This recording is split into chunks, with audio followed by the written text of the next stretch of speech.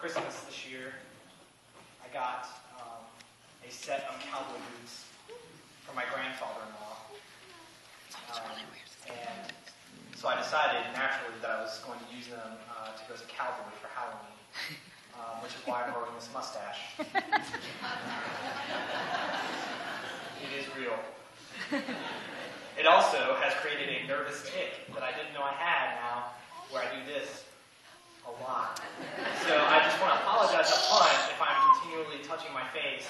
I'll try really hard not to.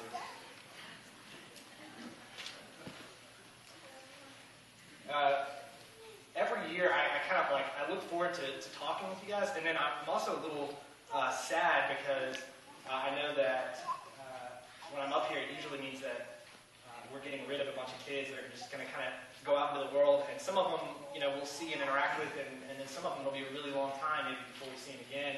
And it always makes me really sad, and it gets kind of harder and harder every year, I think. And this year in particular, we had some outstanding seniors, and just some phenomenal role models for the rest of the youth here.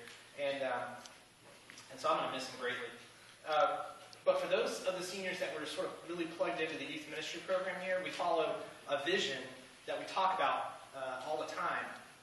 Love God, love others, and love self. And we sort of take that to be the biggest thing of Christianity.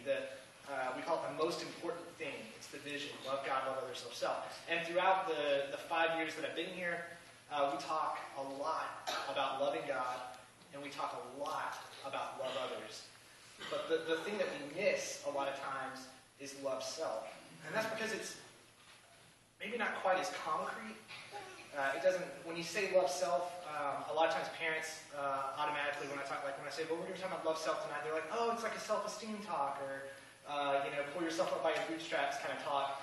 And really, while that stuff is great, the emphasis from Scripture that we see in love self, it's really two big foundations.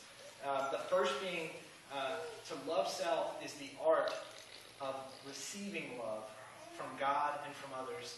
And the second sort of big foundation of love self is that it's the continual discovery of who God has specifically made you to be. And we're not going to be talking about that tonight, or today. We're going to be talking about that tonight at youth group. So if you want to come and have a discussion about who God has made you to be, that's what we'll be talking about. But today we're going to focus on the art of receiving love from God and from others. And so if we could, just go ahead and put the first part of this passage up here. This is John 13, and I'm going to I'm not going to read it all straight through. I know that's breaking the rules, but I'm going to pause if that's okay. And by the way, this isn't NRSV either, if you're following along. Do we actually use the hymn Bibles? I don't see anybody pulling out. Well, don't, because this is the message, and it won't make sense. So, just before the Passover feast, Jesus knew that the time had come to leave the world and go to the Father. Having loved his dear companions, he continued to love them right to the end. We'll go on to the next one. It was supper time. The devil by now had Judas, son of Simon Iscariot. Does everybody know who Judas is? Who's Judas? Betrayed. Yeah, if anybody was going to have an evil, crooked mustache, it was Judas. And so Judas is there, and Jesus knew that the Father had put him in complete charge of everything, and that he came from God, and that he was on his way back to God. So he got up from supper, and he set aside his robe and put on an apron, and he poured water into a basin and began to wash the feet of the disciples, drying them with his apron. We're going to just pause there for a minute. If you listen to Children's Moment, that's like pretty much the talk. That's a really good children's moment. So I'm gonna transition from this for just a minute into a little bit of my life. I worked as a camp counselor at a summer camp for 2 summers in high school. And initially, I got into it because I was in high school and my dad felt like it was time for a job, and I didn't want a real job. And so I was like, well, going to camp's awesome, I'll do that. And so I worked at the summer camp, and it turned out to be a real job. with almost no pay.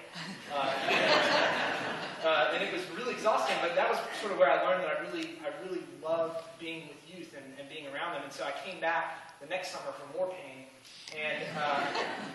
And there I met this guy that was in college. He was a few years ahead of me. And his name was Shinji. And Shinji was from Japan, and he was studying to be a youth pastor. And he was one of those people that when you were around him, you felt sort of immediately put at ease. He was just a very comfortable, warm person. And it was incredible to watch him go around this camp.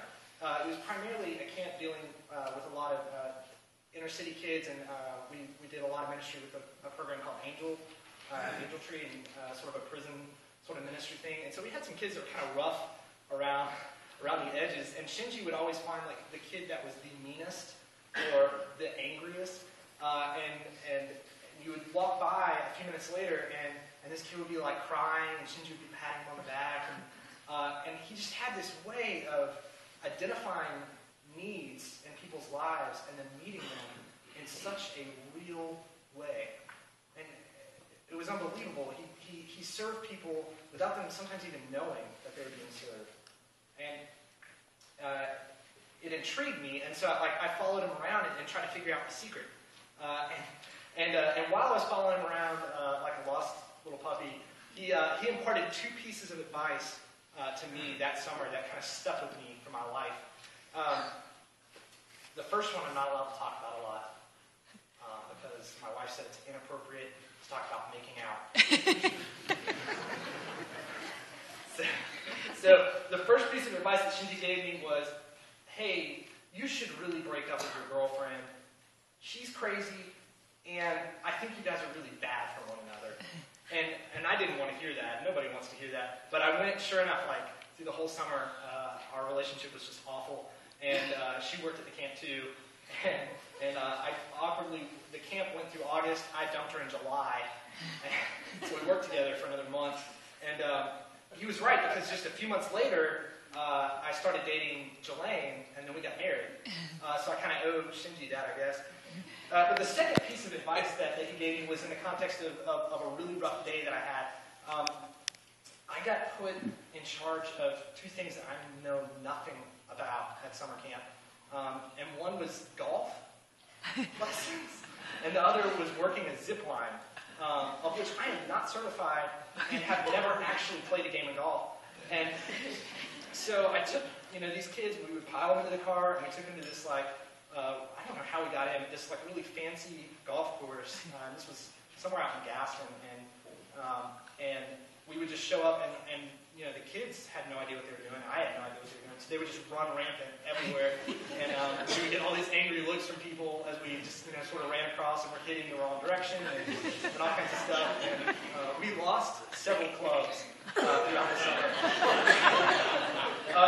And so I'd been outside all day. It was just blistering hot, and I was sort of at the end of my rope, and then I got back to camp, and they said, hey, we need you on top of the tower to hook kids onto the zip line and shove them off.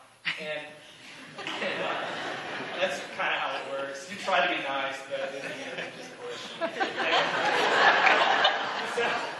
So I'd been on top of this tower, and I was exhausted, and I climbed down, and I had like a 5-minute break, and I ran into the boathouse, and I was just drenched in sweat and exhausted and felt sick and dizzy. And Shinji walked up to me and said, Mark, you really need to drink something.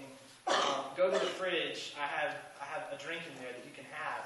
And at this camp, there wasn't any soft drink machines, so it was a really big deal to especially be in high school and love soft drinks. It was a big deal for somebody to offer me one. And I opened the fridge, and it was the last one. And I don't know why, but I felt like I shouldn't take it.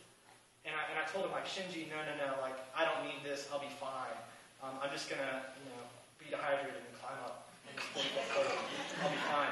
And he was like, no, Mark, you need to sit down and you need to drink this. And I was like, well, I think I have $1. Let me pay you for it. And he was like, Mark, I'm your friend. This is a gift. Would you just take it? And at that point, we've been talking about it so long that I felt like I had to argue back. And I was like, no, I'm not taking your drink. I don't want it, And and he unscrewed it and left it on the table and walked out. And as he was walking out, he turned around and said to me, and these words have just burned in my heart. He said, Mark, if you ever want to really learn how to serve, you have to learn how to receive. And so when I look at this story that we see where Jesus is in this upper room and he's with his disciples, and this is the moment Jesus goes into some of the greatest lectures I think that he gives. And every teaching that Jesus gave was incredible, but some of my favorites happen right after these chapters. But he has this pause in the middle of dinner with his disciples, and he does this thing that is unexpected and unneeded and even unwanted to his disciples. See, it was a common practice to have your feet washed in this time. Slaves would do it. And yet it was only common when you were going somewhere very, very fancy. It was a wealth thing. And so these fishermen that were sitting around this table, they weren't expecting anyone to wash their feet. And especially, you didn't do that during dinner. You did it